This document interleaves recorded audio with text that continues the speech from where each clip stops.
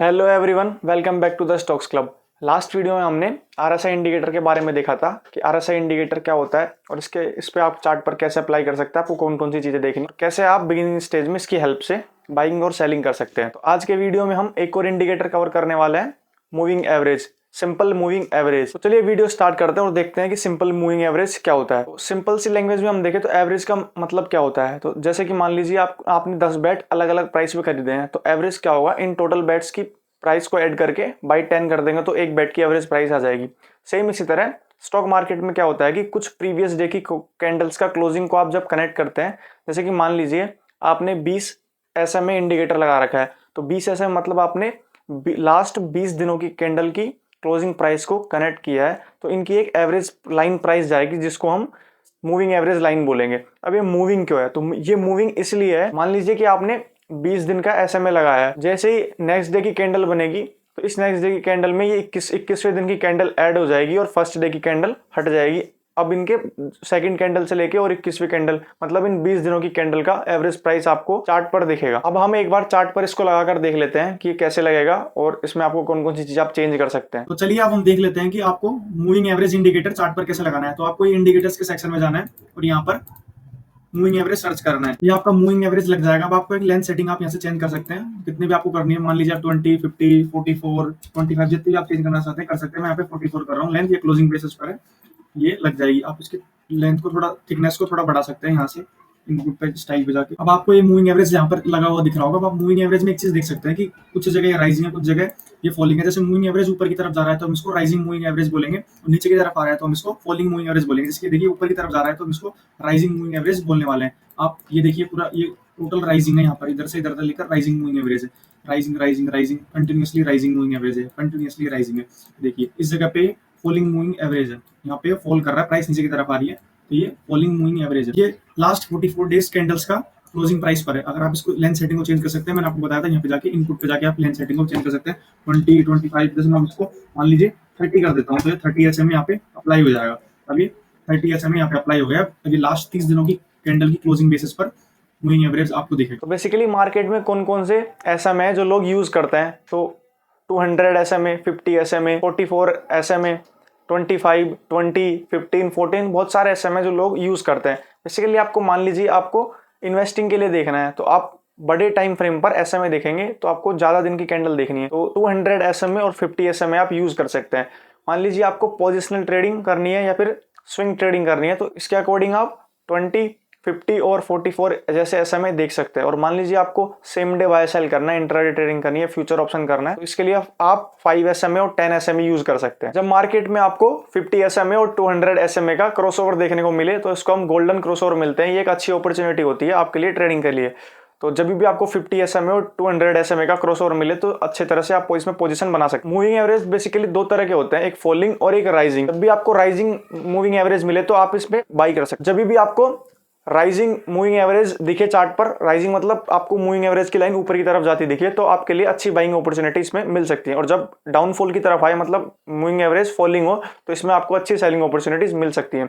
अब हम एक बार पोजिशनल ट्रेडिंग के लिए चार्ट पर देख लेते हैं। तो हम एक बार 44 सिंपल मूविंग एवरेज चार्ट पर लगाकर इसका एग्जांपल देख लेते हैं कि इस पर आपको कैसे बाय सेल करनी है, कैसे ट्रेडिंग करनी है। तो चलिए अब हम देख लेते हैं कि हमको कैसे राइजिंग मूविंग एवरेज पे बाइंग साइड एंट्री करनी है। बाइंग साइड कैसे एंट्री करनी है, तो सबसे पहले आपको एक राइजिंग मूविंग एवरेज ढूंढना है, फिर उस पर सपोर्ट लेती कोई ग्रीन कैंडल ढूंढनी है। तो ये देखिए यहाँ पर ये मूविंग एवरेज राइजिंग है, फिर इस कैंडल ने यहाँ पर सपोर्ट लिया है, फिर नेक्स्ट कैंडल जब भी इसके हाई को क्रॉस करे तो आप एंट्री कर सकते हैं। तो आपकी एंट्री इस जगह ट्रिगर हो रही है। उसके बाद देख सकते हैं आपको कितना % रिटर्न मिला है। चलिए कैलकुलेट करते हैं। इस जगह आपकी एंट्री हुई थी, इस जगह से यहाँ तक आपको 8% का लगभग रिटर्न मिला है। चलिए आगे देखते हैं और इसमें कहाँ कहाँ एंट्री बन रही है।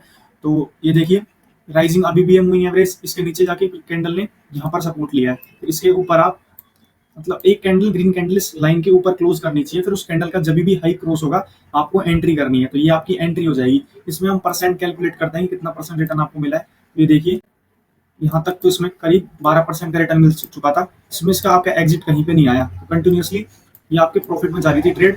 आपने एक बार एंट्री की, उसके बाद आपको 30% का रिटर्न मिला है। अब आप कहेंगे इसमें स्टॉप लॉस कैसे लगाकर चलना है। इनिशियल टाइम में आपको स्टॉप लॉस इस कैंडल के नीचे वाली प्रीवियस स्विंग कैंडल है उसका लो का स्टॉप लॉस आपको लगाकर चलना है। जैसे ये इसका प्रीवियस लो कैंडल है तो इसका स्टॉप लॉस आपको लगाकर चलना है। लेकिन एक बार आपकी ट्रेड प्रॉफिट की तरफ चलने लग जाए तो आपको स्टॉप लॉस ट्रेल करना है। स्टॉप लॉस कैसे ट्रेल करना है कि जब भी कोई कैंडल, एक रेड कैंडल इस 44 SMA के नीचे क्लोज हो जाए। देखिए अभी भी क्लोज नहीं कैंडल ने, ओनली विक आई है, इसने क्लोजिंग नहीं दी है।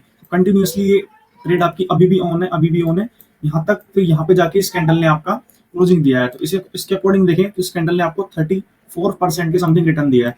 फिर नेक्स्ट टाइम इसमें एंट्री कहाँ पर आएगी, तो जब भी यार राइजिंग होगा उसके बाद हम ढूंढेंगे। तो यहाँ पर एंट्री नहीं थी क्योंकि एंट्री यहाँ पे फॉलिंग था, यहाँ पर आपको बाइंग साइड एंट्री करनी नहीं थी।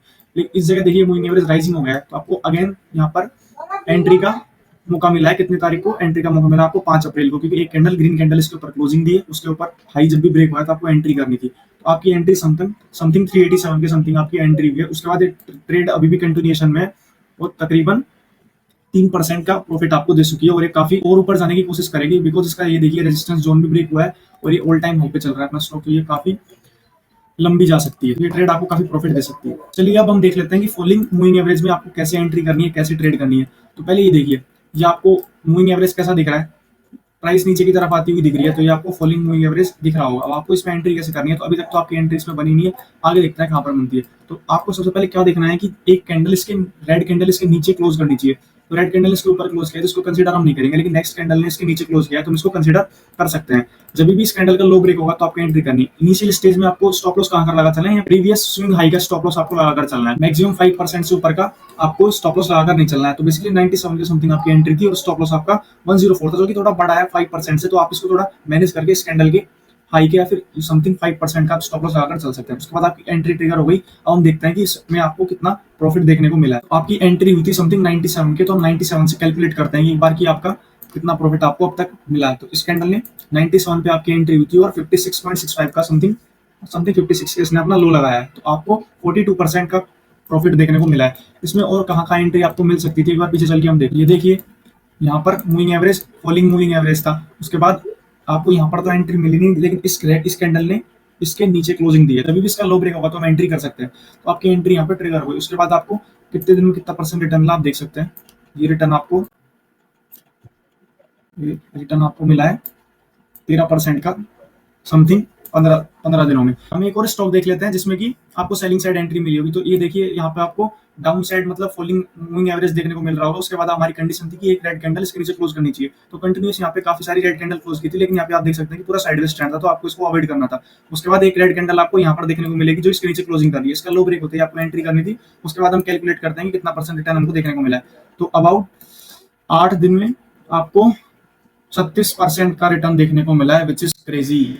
आई होप आपको ये 44 MA की स्ट्रेटजी अच्छे से समझ आई होगी। आप इस पर प्रैक्टिस कर सकते हैं और स्क्रीनशॉट लेके हमको भेज सकते हैं। रियल ट्रेड करने से पहले एक बार आप पेपर ट्रेड करके देख सकते हैं। अगर आपकी एक्यूरेसी अच्छी हो तो आप मार्केट में भी ट्रेडिंग कर सकते हैं। वीडियो अच्छा लगा हो तो वीडियो को लाइक कीजिए, चैनल को सब्सक्राइब कीजिए। मिलते हैं नेक्स्ट वीडियो में, तब तक के लिए जय हिंद जय भारत।